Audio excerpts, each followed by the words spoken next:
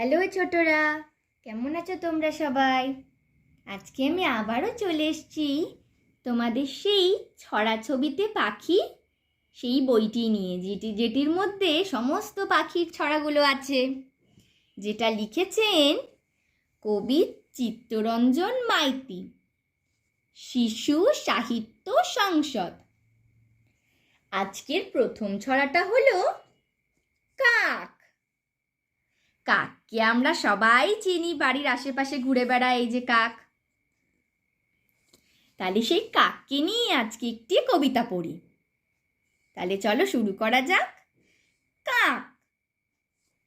কুচকুচে কালো রং, কর্কশ ডাক, সারাদিন দুষ্টুমি, দজ্জাল কাক।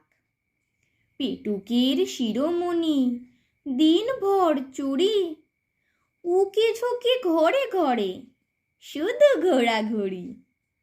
খাবার দেখলে পরে মিটি মিটি চায়, ফাঁক পেলে ঠোঁটে নিয়ে তক্ষুনি পালায়। কাক। কুচকুচে কালো রং, কর্কশ ডাক, সারাদিন দুষ্টুমি, দজ্জাল কাক। পেটুকের শিরোমণি, দিনভর চুরি, উকি ঝুঁকি ঘরে ঘরে, শুধু ঘোরাঘুরি। ওই যে সবার ঘরে উকি দেয় আর খাবার খোঁজে। খাবার দেখলে পরে মিটি মিটি চায়, ফাঁক পেলে ঠোঁটে নিয়ে তক্ষুনি পালায়। দ্বিতীয় ছড়াটা হলো ময়ূর।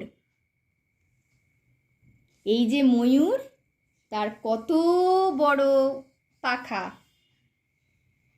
আর এটা হচ্ছে ময়ূরী। ময়ূর, ময়ূরী। তাহলে চলো শুরু করা যাক। ময়ূর।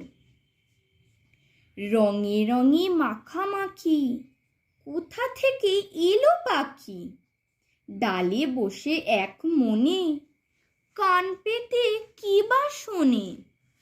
পেখমের কি বাহার, এই যে পেখমের কি সুন্দর বাহার, কত রং।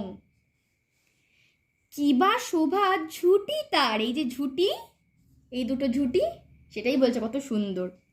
পাখিদের মহারাজ, তাই বুঝি এত সাজ। ময়ূর। আমরা সবাই জানি ময়ূর আমাদের জাতীয় পাখি, তাই জন্য এত সুন্দর দেখতে। তাহলে চলো শুরু করা যাক। রঙে রঙে মাখামাখি, কোথা থেকে এলো পাখি, ডালে বসে এক মনে, কান পেতে কি বা শোনে।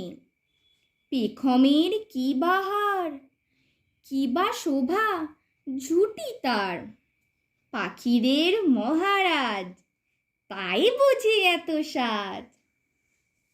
আজকের তৃতীয় এবং শেষ ছড়াটা হলো বাবুই। এই যে বাবুই পাখি, এটা তার বাসা। তাহলে চলো শুরু করি। বাবুই পাখির বাসা দোলে, গাছের ডালে, পাতার কোলে, ঝুলছে যেন বোতল খানা, ঠিক বোতলের মতন দেখতে, তাই জন্য বলছে। বাজার থেকে সদ্য আনা, ঘরের মাঝে রাতটি হলে, জোনাক পোকার পিদিম জলে। বাবুই পাখির বাসাটি দেখতে কেমন খাসাটি। বাবুই। বাবুই পাখির বাসা দোলে, গাছের ডালে, পাতার কোলে, ঝুলছে যেন বোতলখানা, বাজার থেকে সদ্য আনা। ঘরের মাঝে রাতটি হলে, জোনাক পোকার পিদিম জলে। বাবুই পাখির বাসাটি দেখতে কেমন খাসাটি।